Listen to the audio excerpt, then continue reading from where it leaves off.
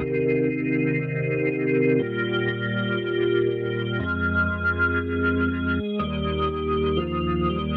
said we had it all, that shit would drive me crazy. Cause outside there's no feelings, baby. You say it's hard to tell what I've been thinking lately, but behind closed doors I'm a fool for your love. You said we had it all, that shit would drive me crazy.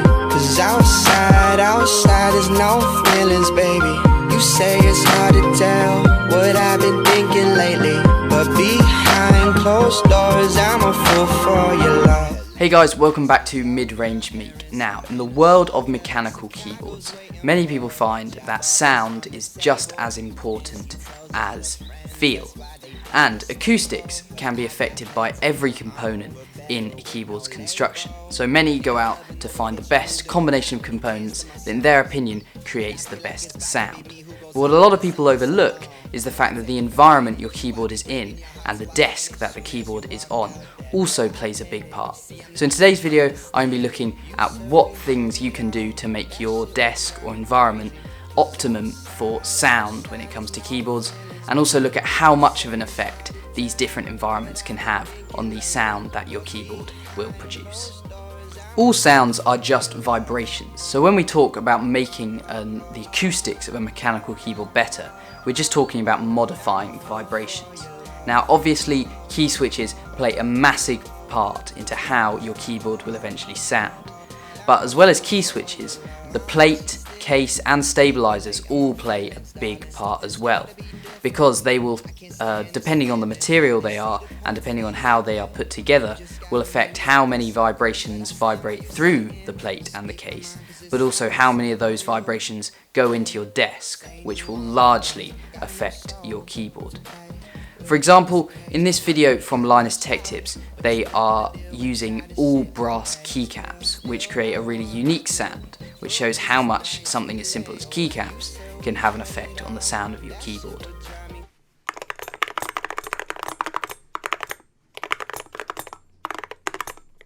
More to the point of this video from TaeKeyboards shows the Key Cult number 2. This keyboard's plate has flex cuts, a gasket mount design and leaf springs where it is mounted to the gaskets.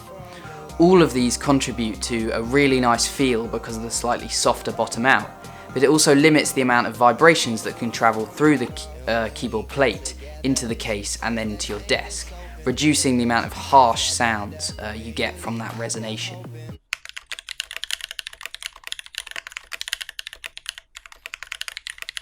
This is a stock and Pro 2, and like most other 60% keyboards in this price range, it uses a bottom mount design. All that basically means is that the case has standoffs on it on the bottom that the plate and PCB screw into. It's great because it's cheap to manufacture, which is partly what brings you such inexpensive mechanical keyboards.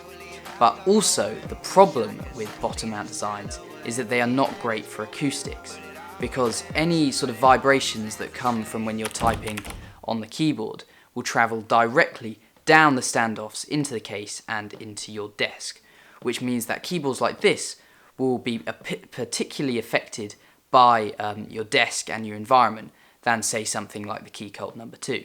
Here the keyboard is on a desk with a hard rubber desk pad on it as well. The desk itself is quite thin and is not screwed into the metal stands that hold the desk up. This means that the vibrations from the keyboard will travel into the desk and resonate to create a particularly harsh sound.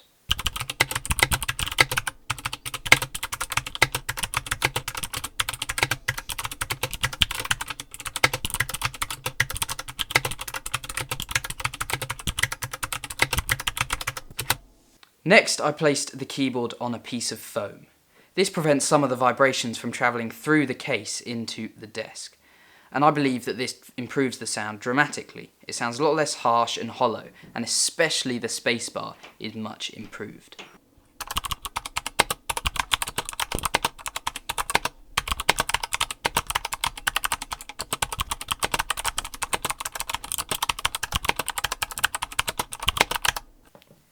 Next, I place the keyboard on my lap.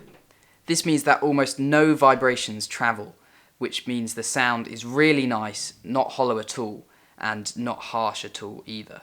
But you do sacrifice the typing experience because there is no stability when typing on your lap.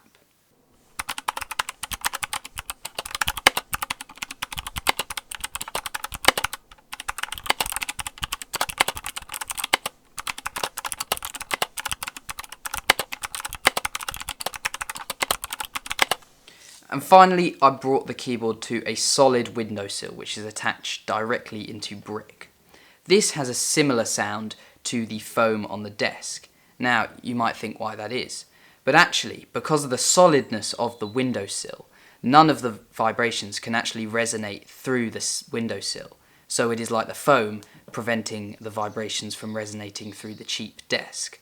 But instead, it's not that you're preventing the vibrations getting to the desk, it's the fact that the desk can't actually vibrate that much in the first place.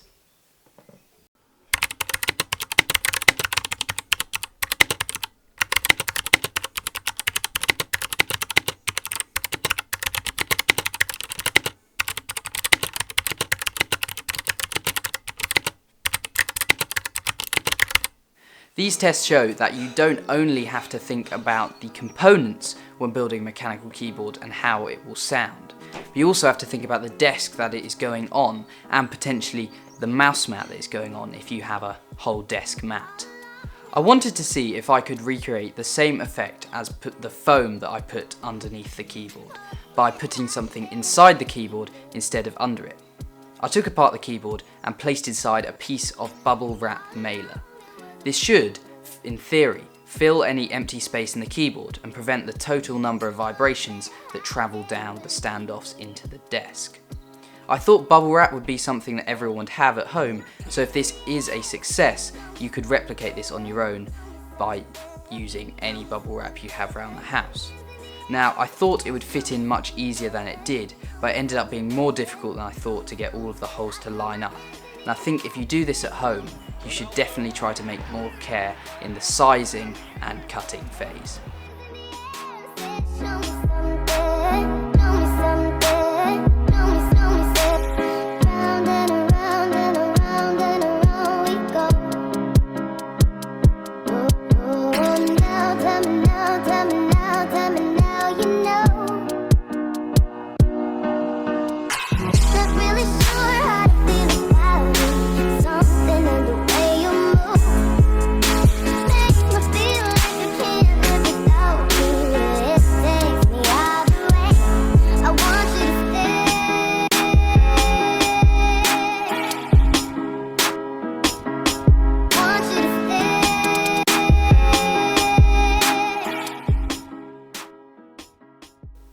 So, how does it stack up against the stock and Pro?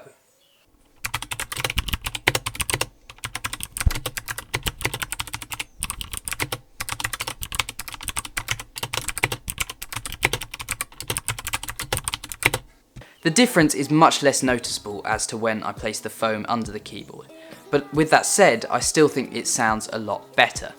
The keys sound a lot less hollow when you bottom out, and I think especially the spacebar sounds a lot fuller.